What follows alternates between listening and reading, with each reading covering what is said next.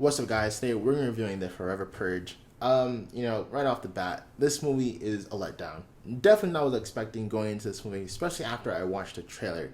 This movie really plays like a really bad patriotic movie. It is super uninspiring rather than inspiring. It's unoriginal, it's corny, and it's relatively cheesy as well. It feels like I've seen this movie 10,000 times before I even stepped foot into the theater because, again, it just feels played out. It feels like I've seen this movie before. It feels cheesy and it feels a little corny. How many times have you seen movies where people put their differences aside, band together in the name of unity? We're all American, and everything's great. That's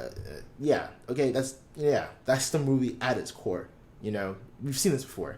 That was a little disappointing. The characters themselves are also relatively bland. The only character that I personally liked was Juan, family guy, someone who always loved his family, tries to protect him during the purge, and also from the chaos that ensues afterwards as well.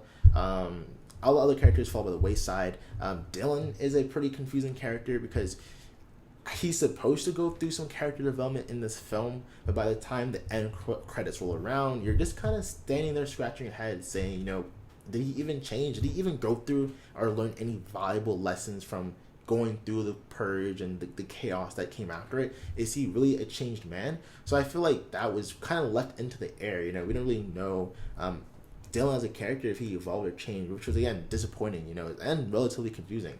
The only thing that I would give this movie brownie points for is the fact that, of course, it's the purge. Who doesn't love to see things kind of exploding or people kind of killing each other?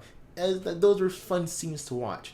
But on the topic of explosions, there were a lot. They were a lot of explosions in this film. To the point where when the end credits were rolling around, I was looking to see who was on the production team. I was like, okay, let me just take this in. And lo and behold, Michael Bay was part of the production team, which explains a lot of the explosions in this film, and there are a lot. I'm talking about tanks exploding, cars exploding randomly, to the point where it almost gets a bit comical, and you're kind of left there, wow, we're really doing this right now. But yeah, if I had to rate the Forever Purge 1 out of 10, I would give this movie maybe a 6 out of 10.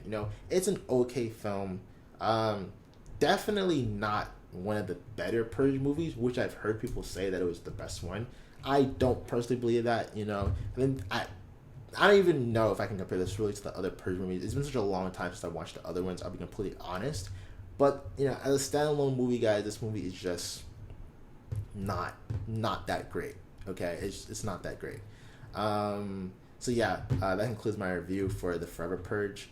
Like and comment. And if you watch this movie, let me know in the comments below. And, again, thanks for watching, and subscribe here for more reviews in the future.